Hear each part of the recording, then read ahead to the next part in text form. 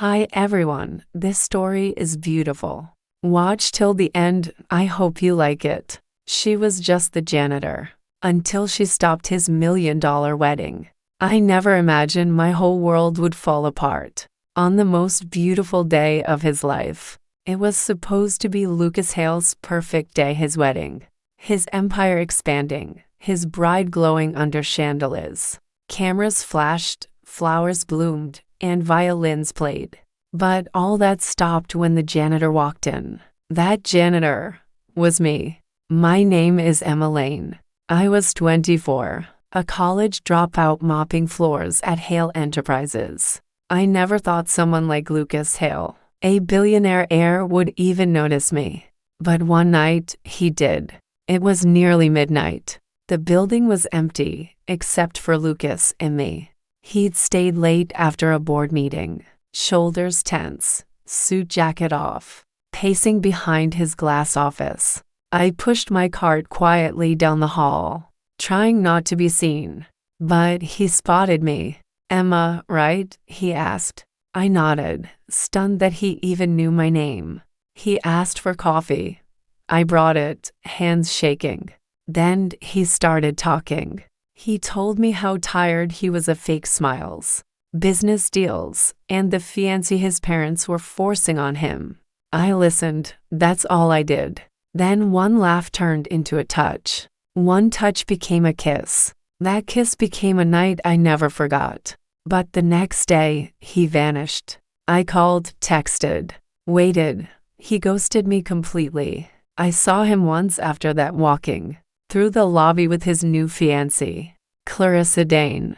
She was rich, powerful, and everything I wasn't. By then, I was already 3 months pregnant. I named our daughter Hope.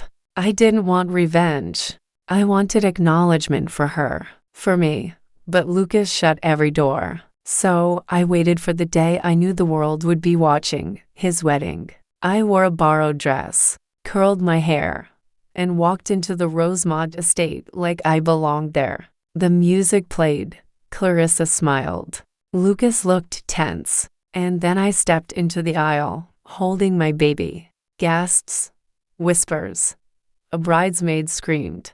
I walked straight up and said, loud enough for the world to hear, "Lucas Hale, you forgot to invite your daughter to your wedding."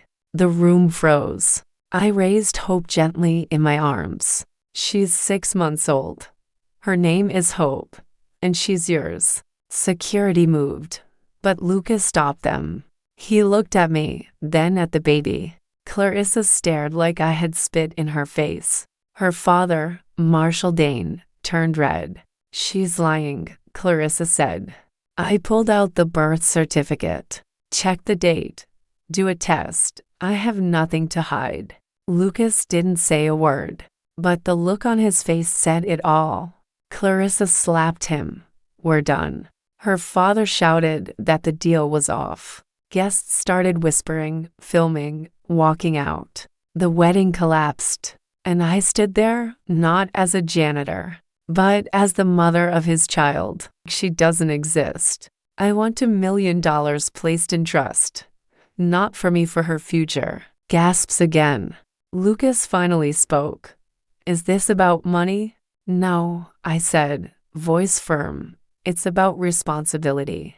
Later that night, outside the venue, Lucas found me sitting on a bench with Hope in my arms. "She looks like me," he whispered. "She does." He looked broken.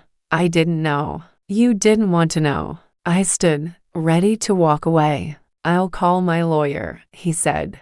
"We'll set up the trust. Whatever she needs, I'll make sure she has it." "Good," I said, but my voice trembled. "Can I hold her?" I hesitated, then placed Hope into his arms. She wrapped her tiny fingers around his. Lucas Hale, the billionaire born with everything, started to cry. He kept his promise. The trust was created. Hope would never struggle.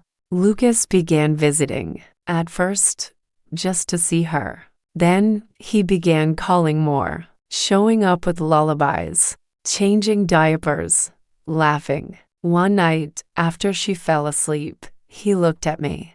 You saved me, he said, from the person I was becoming.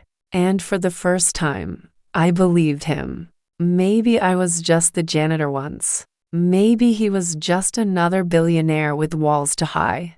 But sometimes it takes losing everything to find what truly matters.